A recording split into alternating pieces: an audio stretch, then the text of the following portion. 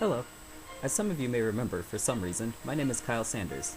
I am a senior psychology student and an academic mentor for human biology in 214. 5 years ago, I never would have guessed I'd hold a position like college mentor. I'd never held any sort of leadership position before, and being an academic mentor requires a lot of little nuances. Knowing how to talk to people, understanding subject material, keeping up with paperwork. At a glance, it seems like it would be a lot of work. And it is a lot of work. It takes a lot of time and effort to be an effective mentor, which is something I've learned in my 4 semesters of working with BEPCO. Now this is interesting for one reason. In my past, I was not known to put time and effort into things. Previously, I would have turned down the idea of being a mentor. It almost didn't seem worth applying. I wondered what I would get out of being a peer mentor. Is there more to gain from being a mentor than just putting it on a resume? That question is the focus of my story. During the semester, we read an article titled "A Qualitative Study of the Learning Process Outcomes Associated with Students Who Serve as Peer Mentors." While the title is a little bit of a mouthful, the article sought to define the position of mentor beyond the simplistic view of someone who helps someone. The article also wanted to examine the benefits of mentoring. More importantly, what could be gained from actually being a mentor. To find out, a study was conducted where undergraduate peer mentors were interviewed on their experiences in being a mentor. Some common themes were found in their answers. When they first started mentoring, the subjects did not really expect to gain anything from being a mentor. Of course, there was plenty to gain, which was reflected in their answers. Through being a mentor, the undergraduates in the study learned how to act appropriately in a socially diverse environment and grew to understand the proper ways to be a role model in their school. The subjects of the study formed learning networks with other mentors in order to share their most effective mentoring strategies, while supporting and encouraging each other. The mentors in the study also learned how to reflect on their own actions and their impacts on their university environment. They picked up greater organizational and planning skills in their time as a mentor, and learned how to identify and adapt to the unique needs and learning styles of individual students. Finally, the mentors felt that all of the skills they gained could be applied to their careers or their life as a whole. The findings in the study really resonated with me on a personal level, which is why I wanted to talk about it. As I said, I almost didn't apply to BEPCO because I wasn't sure if it would be worth my time, and I'm glad to have been wrong. Way back when I first started as a teeny tiny fledgling mentor, I was a disorganized mess. I had very little experience in cultural and socioeconomic diversity, and my awkward demeanor hindered my ability to network with peers. I had an understanding of what contributed to my own academic success, but I feared that my personal strategies wouldn't work for all of my mentees. On top of all that, I had never been in a so-called role model position. I mean, who would want to come to me for help on anything, let alone college-level biology? Are they insane? I started working with BEPCO over 2 years ago. It's been a long journey, but I wouldn't have gotten as far as I did without understanding at least a little bit about what makes an effective mentor.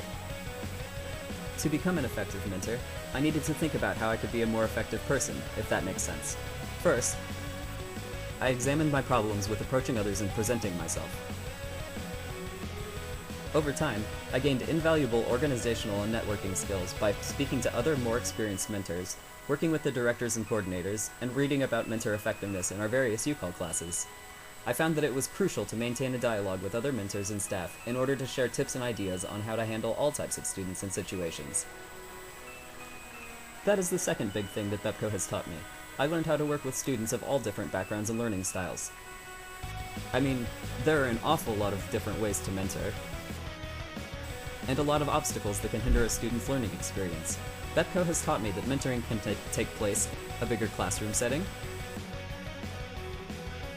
or in a more personal tutoring environment.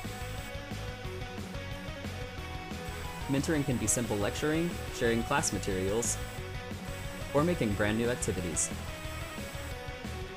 It could be centered on group collaboration. It can involve speaking with students for an extended period of time, or involve asking 1 or 2 brief questions. It can involve me presenting material alone, or working in tandem with other mentors. Different students thrive in different environments, and it's important to find the best, most effective approach for any student seeking help. Beyond choosing a method, I learned that a mentor must also identify their desired outcome. What is a student going to get out of their mentoring? What are they learning from the information a mentor presents, and how are they learning it? Are they retaining information? What struggles might be keeping a student from performing their best? These are all questions we have to ask. The third and most important thing I learned about being a mentor is that you form some type of relationship with both your students and other mentors, no matter how close that relationship may be. In fact, the article I mentioned states peer influence as the most important factor affecting the educational experiences of college students. If a student has a bad experience with a mentor, they may choose not to seek help again. So it's important to establish an environment that will promote positive mentor-student interactions. As such, a mentor must understand how to connect with their students in a way that will promote their academic success.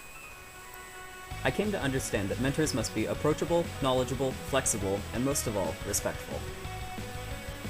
So as I've said, BEPCO has been a unique experience in my life. Things have occasionally gotten difficult. I've had good and bad mentoring sessions, and there have been at least 24 occasions where I've made a fool out of myself in front of a classroom full of students. Sometimes all the work has been overwhelming.